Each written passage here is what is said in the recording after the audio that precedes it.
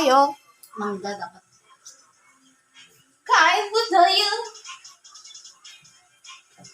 This is our ulam. Wow, English. Oh.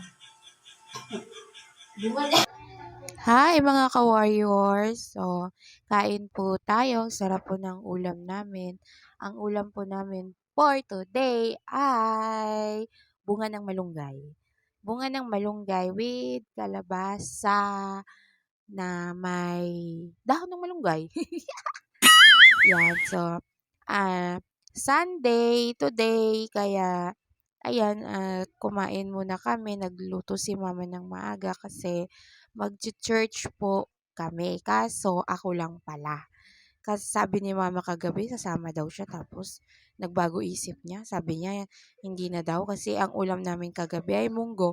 Ayun, sumakit ang kanyang mga buto-buto. Masakit daw ang kanyang paa. So mga ka-warriors, iba talaga pag nandyan yung mama mo, no? O yung nanay mo, mother mo, inay, sa bahay kasi may nag-aasikaso sa ating mga anak. Lalo na pagkatulad ko na may sakit, mahirap po talaga pag wala yung nanay natin sa paligid natin, malayo. Si mama kasi nagtatrabaho si mama sa malayo. So ang uwian ni mama ay once a week. Yan, minsan, ngayon linggo umuwi siya, sunod na linggo hindi, sunod na linggo uwi siya.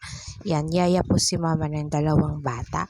So, yung mga bata is malaki na rin naman. Isang 3 years old at isang 4 years old. So, yan. Excuse me po. Pasensya na po at ako inuubo pa rin. Oo, yung plema ko siguro lawa-lawa na dito sa lalamunan ko. Ayaw maubos. So, mga ka-warriors. So, ayan, kailangan natin kumain ng gulay. Lalo na sa mga katulad natin. Ang ingay. Ano yan? Nagbi-blender si mama sa loob. So, ayan, pasensya na po sa ingay. Kailangan po natin kumain ng gulay para lumakas tayo, lalo na sa mga katulad ko, sa mga dinadialysis. Mas maigi po talaga na more on gulay tayo kaysa magkarne. Pero kailangan din po natin ng karne. Sabi ni Doc, hindi naman kailangan na tanggalin mo yung karne sa ano mo kasi kailangan mo rin yon. Kailangan din ng katawan natin yon. So, ayan, balance-balance lang tayo. Pero ako po, bihira na po talaga ako kumain ng karne. Kahit anong karne po, oo.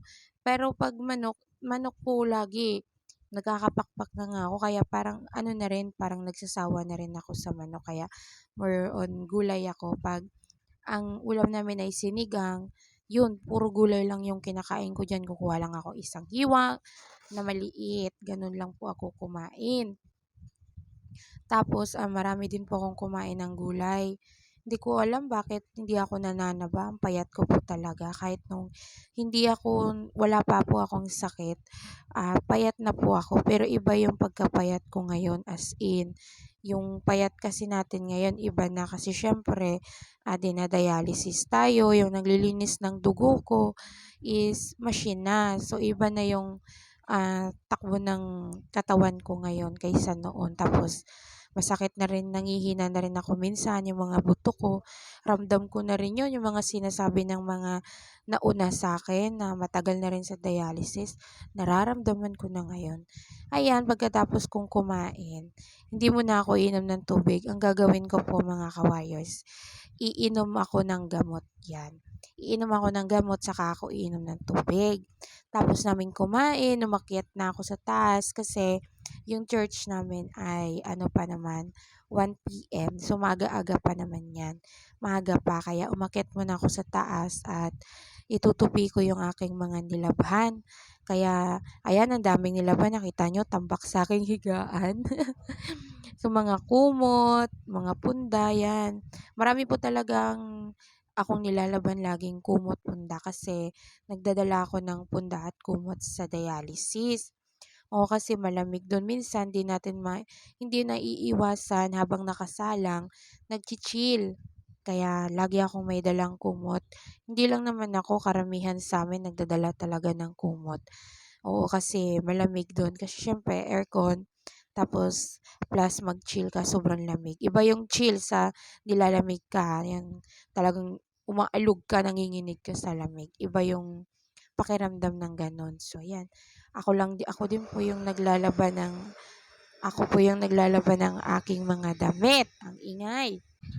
Yeah, mga ka-warriors. Pero hindi po ako nagkukusot. Washing lang po yan. Pati yung pagbabanlaw, sa washing ko lang din po nilalagay. Tapos, ililipat ko lang din po dun sa spinner niya para pigaan. Tapos, sampay. Tapos, ayun na. Tapos na. O, di ba? Pero minsan, pag sobrang sama ng pakiramdam ko, nagpapalaba ako kay mama. Pag wala si mama, ayun, pinapa-laundry ko pag may pambayad. Pero pag wala, di wala. Kasi yan, naligo na po ako kasi oras na rin po. Ayan, sa mga nagtatanong, ano ba naman? Nagkatao po na naman doon sa kabila. Pasensya na po. Yeah, mga ka-warriors, sa mga nagtatanong po yung mga nangangati ang balat. O kasi mga dinadialysis po nangangati po talagang balat pag mataas yung potassium ba yun? Ano ba? Hindi, yung basta yun na yun, nakalimutan ko ano ba yung mataas sa antibodies natin sa mga dinadialysis. So, noon, nahihirapan ako maghanap kung ano ilalagay sa balat ko. Ayan, sinabihan ako ni Doc ng nepro ko na ang gamitin ko ay Johnson. So, ginagamit ko na sabon, Johnson, pati lotion. Yung shampoo dati, Johnson din. Pati yung shampoo, Johnson din. Pero, binalakubak ako kaya nagbalik ako sa Head and Shoulder. Oo, kasi masyadong mild yung di kinaya ng anit. Ayan, tapos syempre maglalagay tayo ng sa mukha, moisturizing para hindi mag-dry. Kasi syempre pag hindi rin po natin alagaan yung katawan natin, yung balat natin, grabe mangingitim po talaga. Pero buti na lang po ako, hindi ako masyadong nangingitim. Hindi masyado, pero kita pa rin na halatang dinadialysis ako kasi may part po talaga ng katawan ko na nagda-dry. Pero yan nga po, naglalagay ako ng moisturizer, lotion. Tapos pag nangangati kasi nagbabago din ako ng product. So ayan na yung ginagamit ko, doon ako naghiyang. So, hindi na ako nangangati dyan, lalo na nung Johnson na yung ginamit ko. Medyo mahal, kaya tinitipid-tipid ko rin pag gumagamit. Konti lang, yung hindi lang mag-dry yung balat ko. So, yan, magpabango tayo. Syempre, para ano naman tayo, pupunta tayo sa church. Syempre, ayan, bumaba na ako sa baba para mag-ayos. Mag-ayos tayo, magpaganda pa rin tayo, mga ka-warriors. Syempre, haharap tayo kay Lord. Kailangan refresh. Basta yun na yun. Oo. Para maganda yung ating pagpunta doon. Siyempre, yung mga kapwa natin doon sa church, pag nakita tayo ng mga kaibigan natin, i-hug, ibibeso, pero malinis tayo, mabango tayo, di ba? Ang guyo, ginagawa niyo dyan. Oh.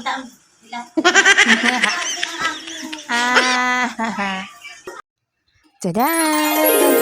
Ganyan lang po yung outfit natin for today. So, ganyan lang po tayo. Naka-long dress na black. So, yan. Nasa loob na po kami ng church. Yan.